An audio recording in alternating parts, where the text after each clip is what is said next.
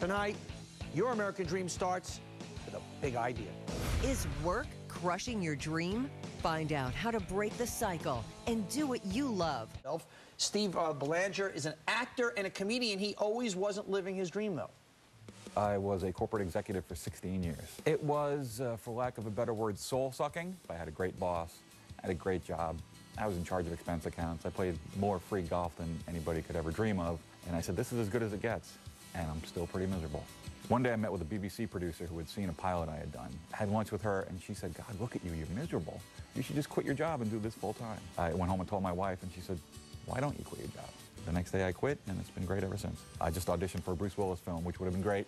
I did not get it. That sucks. But I sit down at night and go, I just auditioned for a Bruce Willis flick. That's kind of cool. All right, Steve, poster boy that this stuff does work. Let's first start out. You were miserable.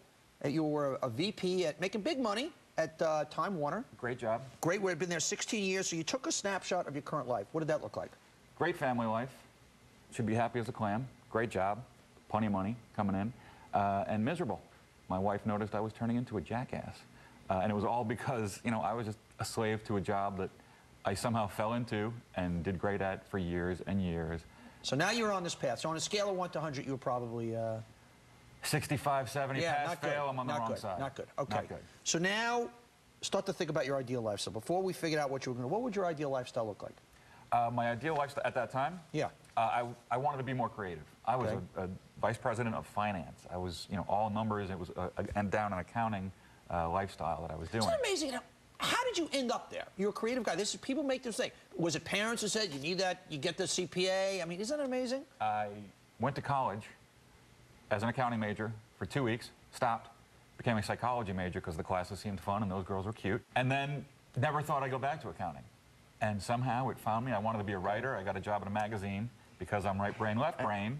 Yeah. It found you, or did you get offered a job that had a really good pay associated with it, and therefore it was very enticing, and you took it? It was an entry-level job at a publishing company, and at the time I wanted to write for Spy magazine. It was the 80s. That was hip, and I wanted to do it. I said, well, I'm at a publishing company. It's an in. And that's a mistake people make.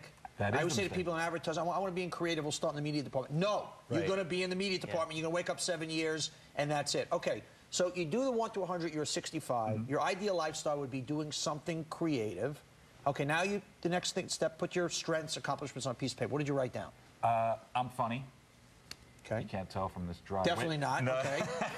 I'm very creative. I like to write. I like to, you know, I'm kind of an entertaining guy. What happens then? So, like we've said, I hit 35, and it's, you know, I can see the path that's laid out. Yeah, I'm worried next year when I hit 35, because I'm walking into a wall. That's what I'm talking about. Okay. Call me. We'll talk. All right. And I can kind of see where the next 5, 10, 20 years are going. And God, I don't like it. I'm getting more miserable. I don't like what I'm doing. So I decided to go back to my roots and do the writing. I started the writing. The writing led to the acting. The acting led to the stand-up, all which I was doing while still a VP at Time Inc. You know, I'd throw off the suit. Right. And then I would jump on a stage somewhere at night and do 2 shows at Caroline, something like that, and then the next morning I'm back in the boardroom. So the answer for you was, is this actually an interesting step because you start to take those baby steps? Yeah, I think so. I mean, first of all, you kind of have to let it bubble to the surface, and you have to realize that you're not doing what you're meant to do. That's the key. If you folks out there, if you think the dream is dead, you got to reopen it. If you don't love it, if you're thinking about a change, Carpe Diem, now or never. Richard Jeff Sloan, co-founders and authors of Startup Nation. Steve Belanger, not a relative of Mark Belanger, former shortstop of the Baltimore Orioles, actor and comedian, and Maya Jacobson, founder of Feed Your Soul. More big idea straight ahead. We're just getting started.